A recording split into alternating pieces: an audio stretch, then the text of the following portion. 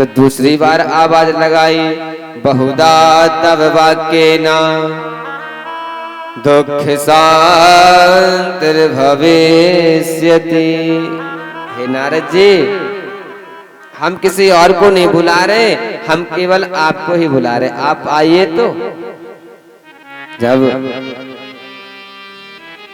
बुलाया दूसरी बार तो हम गए। कहिए माता जी जय सिया राम। कासित्वं कविमोचे मां नार्या का पद्मलोचना। हे मां, कासित्वम, आप कौन हैं? और का विमौ, और दो ये बुढ़े पड़े हुए कौन है? ये कौन है बताइए। तो भक्ति महारानी का जी ने जब सुना कि नारद जी मेरे से कुछ पूछ रहे, नारद जी सुनिए, अहम भक्ति ख्याता इमौ में तनयौ मतौ ज्ञान वैराग्य नामानौ काल योगे जर्जरो। नारद जी, ये कोई और नहीं है, ये मेरे ही पुत्र है। नारद जी ने सुना कि मेरे ही पुत्र है। अरे माता तो यौवन है और पुत्र तो बुढ़े, ये कैसा भाई? नारद जी को आश्चर्य हुआ। नारद जी को आश्चर्य हुआ तो नारद जी ने पूछा, माँ हमें समझ में नहीं आया, जरा विस्तार से बताइए। अब जब माँ ने सुना कि नारद जी विस्तार से सुन रहे, पूछ रहे, तो सुनिए नारद जी। उत्पन्ना द्रविणे साहं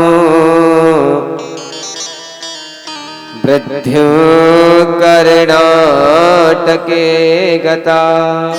नारद सुनिए, हम उत्पन्न कहाँ हुए, कहाँ रहे, किस प्रकार से रहे? उत्पन्न द्रविण देश में हुए, कर्नाटक में रहे, और कहीं कहीं हमारा बहुत सम्मान हुआ। गुर्जरे जीर्णताम गता। महाराज, जब कई प्रदेशों में सम्मान हुआ, अपमान हुआ, तो हम वहां से उठ करके कहाँ चले आए? वृंदावनम पुनः प्राप्य नवीनेव स्वरूपिणी जाता हम युवती सम्यक प्रेष्ठ रूपातु सांप्रतम। जैसे ही वृंदावन धाम में आए, यमुना जी के किनारे आए, तो हम तो यौवन हो गए, और हमारे दो पुत्र जो थे ज्ञान और वैराग्य, वो बुढ़े हो गए। एक कैसा कौतुक नारद जी। नारद जी ने सुना कि ऐसी बात माँ कह रही है, और माँ ने कहा, सुनिए नारद जी, इमौ तु सहितावत्रा सुतो में कृष्यता समात। नारद जी बात और सुन लीजिए, अगर आपने मेरे पुत्रों को स्वस्थ नहीं किया, इदम स्थानम परित्यज्य विदेशं गम्यते मया। नारद जी, अगर आपने पुत्र को स्वस्थ नहीं किया तो हम इस धराधाम को छोड़ के कहाँ जाएंगे? विदेश चले जाएंगे। नारद जी ने सुना कि मेरी माँ विदेश जाएंगी, भक्ति महारानी इस धराधाम को छोड़ के विदेश जाएंगी। अगर माँ विदेश चली गई तो फिर सब कुछ नष्ट हो गया। इसलिए नारद जी ने हाथ जोड़े, माँ आप बिल्कुल भी दुखित ना हो, आप बिल्कुल भी चिंतित ना हो, आप स्वस्थ हम करेंगे, आपके पुत्रों को अवश्य करेंगे, जरूर करेंगे। ये नारद आपको वचन देता है। जब ऐसा कहा तो माँ को सांत्वना। अब नारद जी ने क्या किया? साहो तु तरुणी कस्मात् सुतौ वृद्धा विमौ तथा। भैया, नारद जी ने जब वचन दे दिया माँ को, तो नारद जी महाराज यत्न करने लगे। नारद जी ने वेद सुनाया, वेदांत सुनाए, गीता सुनाई। गीता एक बार नहीं सुनाई, श्रीमद् भगवत गीता, गीता पाठैर मुहुर्मुहु।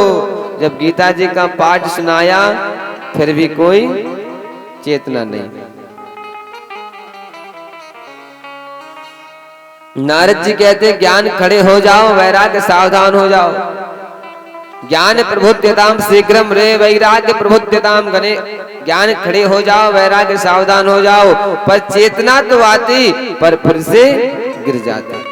अब नारद जी का मन बहुत चिंतित, जब सारे यत्न कर लिए मन चिंतित होगा। व्योमवाणी तदैवावोन मारि से खिद्यतामिति उद्यमः सफलस्ते। आकाशवाणी हुई, नारद जी आप उद्यम करिए, सफलता अवश्य मिलेगी। नारद जी ने कहा, कहो भाई अभी तक क्या कर रहे थे हम? उद्यम नहीं कर रहे थे तो क्या कर रहे थे? आकाशवाणी ने कहा, देखिए आपको एक कोई संत बताएंगे। और आकाशवाणी लुप्त हो गई। नारद जी ने सुना कि कोई संत बताएंगे, तो चलिए अब संतों के पास चला जाए। तो नारद जी महाराज मन में गुनगुनाते भगवान का भजन कीर्तन करते करते, देखिए नारद जी महाराज भगवान का भजन करते करते, कीर्तन करते करते कहां पहुंचे? क्यों? ज्यों ज्यों पग आगे धरे कोटन यज्ञ समान। जब तक संत ब्राह्मण के चरणों में झुकेंगे नहीं हम आप, तो कुछ प्राप्त नहीं होगा। तो उन्होंने कहा कोई संतों को देखा जाए। अगर कहा है, संतों का नाम लिया कि कोई संत आपको बताएंगे, तो चलिए संतों को भी देख लिया जाए। संतन के संग लाग रे तेरे अच्छे बनेगी। संतन के संग लाग